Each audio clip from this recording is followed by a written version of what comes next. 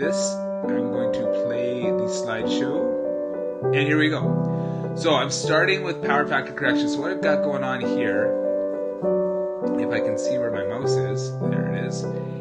I've got three loads. I've got a motor A, motor B, and motor C, and they are all in parallel with each other. What we're going to do is we're going to try to take this guy, this capacitor, and we're going to try to improve our power factor. And as I go through this presentation, I'll show you guys why I think it's important that we improve our power factor. So here, I've given these loads some characteristics. Load A, I'm saying, is 4.7 kilowatts with a power factor of 56%. Load B is 13 kilowatts with an angle of 60 degrees. We'll talk about that in a second. And we've got a load C that's got 21 kVAR with an angle of 45 degrees. And I haven't given you anything to do with the capacitor yet. So what we're going to do is we're going to figure out what this overall circuit is with these loads.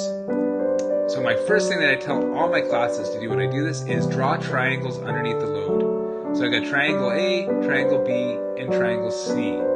From there, I can put all my information in, because when I talk about this stuff, and you can go over to my YouTube channel, and if you're watching this on YouTube, you can go over and check out all the videos I have on this, but I go into greater detail as to why triangles are so very important. But trust me when I say that you want to get these triangles drawn.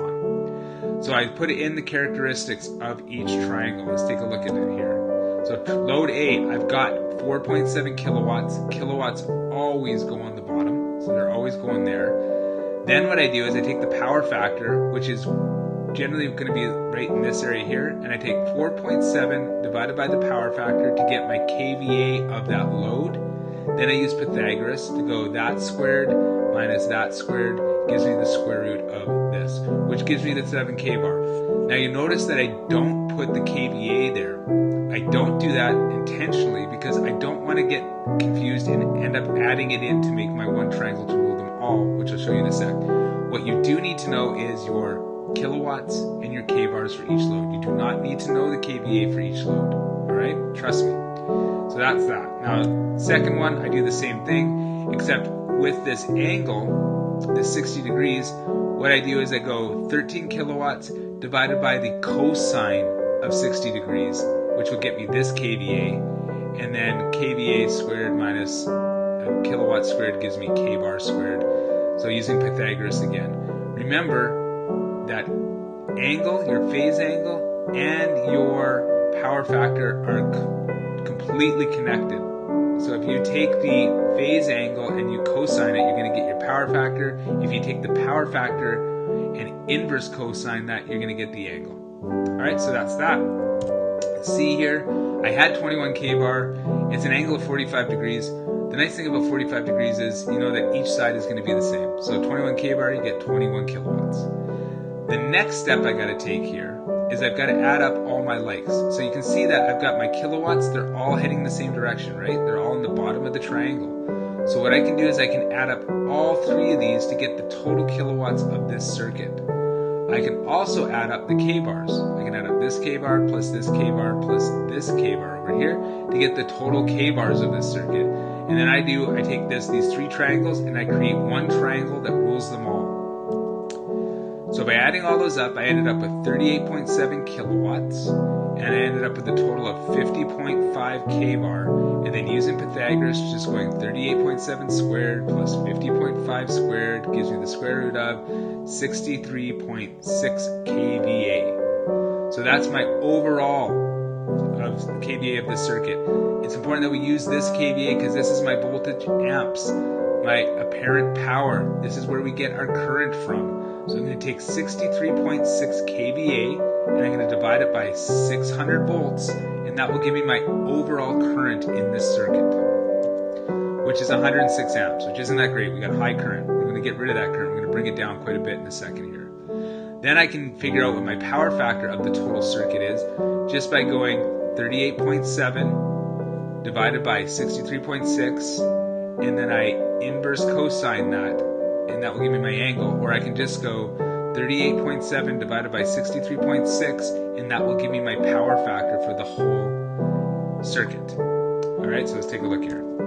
That gives me a power factor of 61% lagging. So we say it's lagging because it's a mostly inductive circuit, meaning that the current lags the voltage. Alright, So there we go. That is the circuit as we have right now. So we don't like this so much because 61% power factor is pretty bad. Your utility company is going to be charging you a huge premium for that. So we want to fix that. How do we fix it? We throw in a capacitor over here. So let's just say the power company comes along and says, hey guys, 61%, really? Fix it. We want you to be at 90%. So we need to get a power factor capacitor that is going to take this and bring it down to 90%. Now, we have to remember that capacitance and inductance are 180 degrees out of phase with each other. So what we need to do is we need to figure out a size of capacitor here that is going to push these k-bars down. Alright? So what I do is this with my students. I get them to take the triangle that we just worked out, the one triangle with them all, and I say, okay, this is the triangle we have. Okay, this is the triangle we have, but we have another triangle is the triangle we want. That's the skinny triangle over here, because what we want to do is our power factor, while it gets greater, the angle gets smaller, because we're trying to push these k-bars down. If we push these k-bars down, this angle gets smaller in here, am I right? And if you push these down, this angle gets smaller, this kVA gets smaller. So we have to remember the one thing that doesn't change in the power triangle, I just talked about it, we see that this can get this changes, and if this changes, this changes. The one thing that remains constant is going to be your kilowatts. So we can take those kilowatts over and put it into the triangle that we want. It's the actual work being done. So we take the 38.7 kilowatts over to the triangle we want.